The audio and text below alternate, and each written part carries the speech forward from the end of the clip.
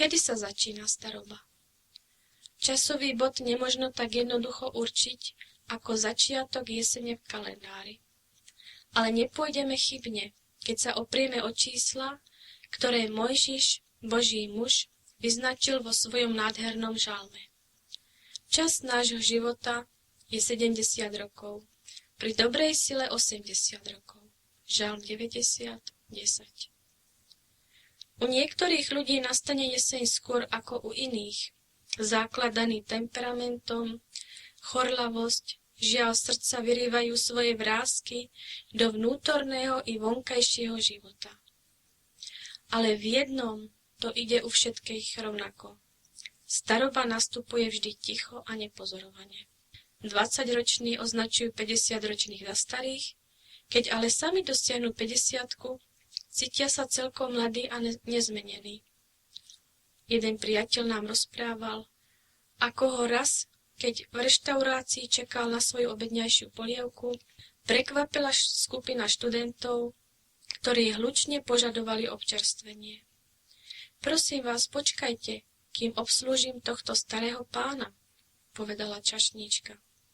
Stretnúť starého pána bol pre nášho priateľa príjemný výhľad. A tak vstal, aby ho vyhľadal. Ale nebol tam nikto. A on zistil, že on sám je tým starým pánom, na ktorého mali brať ohľad. Bolo to pre neho zarážajúce zistenie. Prihodilo sa niekomu z vás čosi podobné? Museli sme prostredníctvom iných zakúsiť, že patríme k starým? A bolo nám to snáď trochu trápne a nepríjemné? Nemuselo byť. Pretože starobu, tak Sväté písmo, ako aj prirodzený cit človeka, uznávajú ako požehnanie Božie, ako šťastie. A aj ním je. Akú sumu Božích dobrodení skrýva dlhý život. Aký bohatý je na prežité radosti a prebojované utrpenia. Aký poklad spomienok je nahromaždený v pamäti.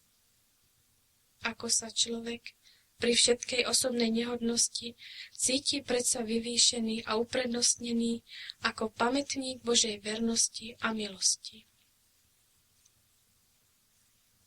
Nádherné príklady staroby kreslí Sväté písmo. Mojžiša, ktorého oči neoslabli, ani jeho životná sila nezmizla. Kálefa, ktorý svojmu bojovému druhovi a spoluveriacemu Jozuovi tak radostne dosvedčil. A teraz mám 85 rokov. Ešte aj dnes som taký silný, ako v ten deň, keď ma Mojžiš vyslal. Simeona, ktorý po dlhom túžobnom čakaní zažil spečatenie svojej viery a smel na ramenách držať Spasiteľa sveta.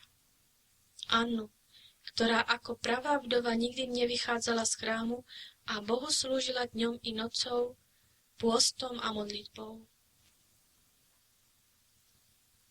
Jána, ktorý ešte vo vysokej starobe sa so Spasiteľovou horiacou láskou v srdci neunavil napomínaním svojich dietok. Milujme sa navzájom, pretože láska je z Boha a Boh je láska. 1. Jána 4, 7, 8. A jemnými a výstižnými slovami spomína Biblia na starobu a starých. Pred šedinami povstaň, ucti si osobu starca. To je výslovný príkaz Boží jeho vyvolenému ľudu. 3. Mojžišova 19.32. Ozdobnou korunou sú šediny. Nachodia ju na ceste spravodlivosti, hovorí múdry Šalamún vo svojich prísloviach. Príslovie 16.31. A z toho istého pera plynie poetický popis vysokej staroby, ktorý tak nežne a pekne vyznieva v slovách. Prv ako sa pretrhne strieborný povrázok a rozbije sa zlatá čaša, prv ako sa roztrepe čbán nad prameňom a poláme sa koleso na studni, prach sa navráti do zeme, prv ako bol. Ale duch sa vráti k Bohu, ktorý ho dal. Kazateľ 12.2.7.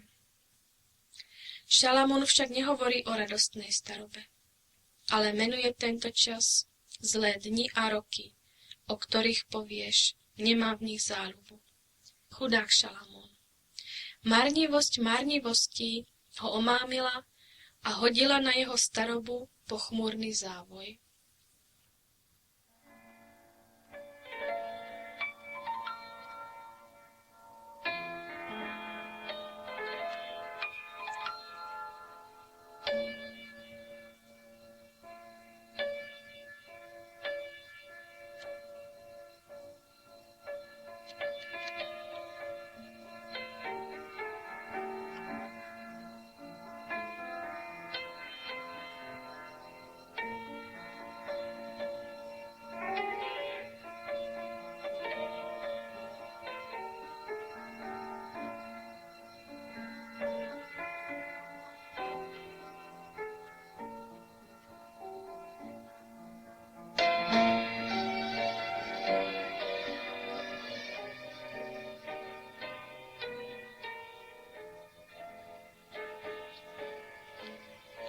Bez teba, Ježišu, prázdne sú dni. Moc je len slabosťou, kde nie si ty. Nič nie je priťažké s tebou, keď som. Keď mocne pomáhaš a ideš predo mnou. Bez teba temnota, smútok v srdci. S tebou sa radujem, darmo bôľ mučí. Bez teba, Ježišu, obavy mám. Či, ako, je slabý, či odolám. S tebou, hoj Ježišu, dobrý je boj. Nepriateľ ľaká sa, víťazom som. Bez teba, Ježišu, nechcem už byť. Veď s tebou všetko mám. V nebi smiem žiť.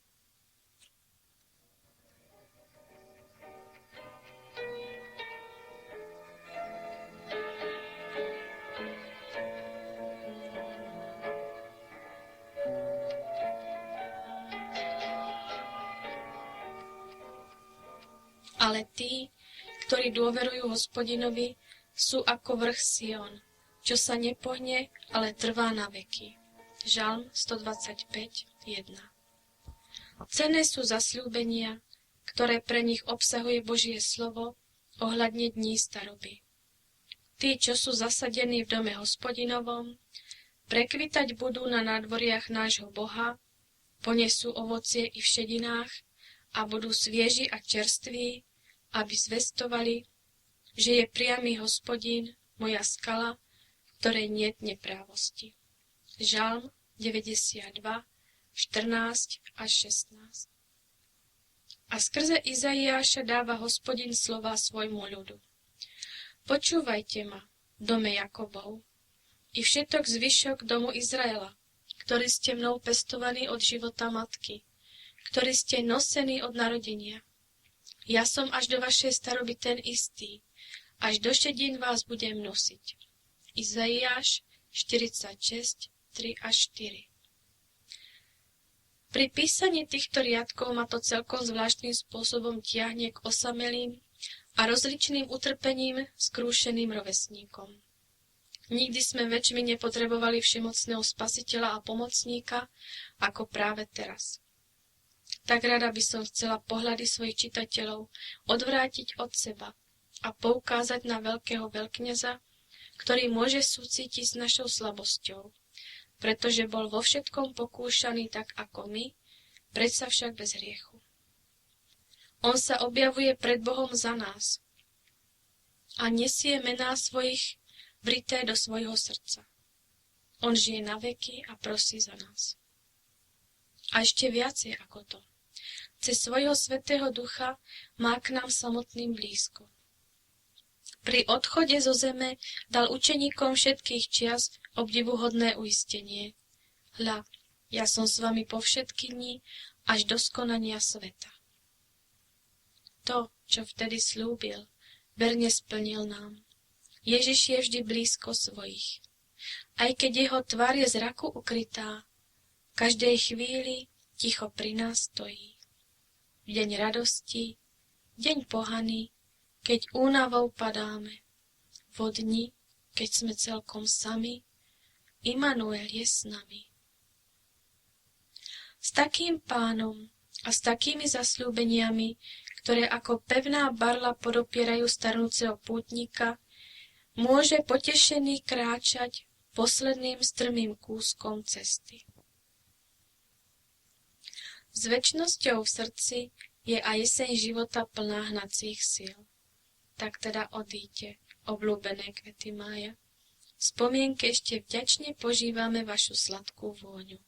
Odíďte, zlaté plody leta. Ešte si pochutnáme na vašej plnosti a lahodnej chuti. Ale netúžime späť za vami, pretože to najlepšie nám ostalo a to najlepšie zo všetkého stojí ešte pred nami. Nemali by sme byť preto radostní?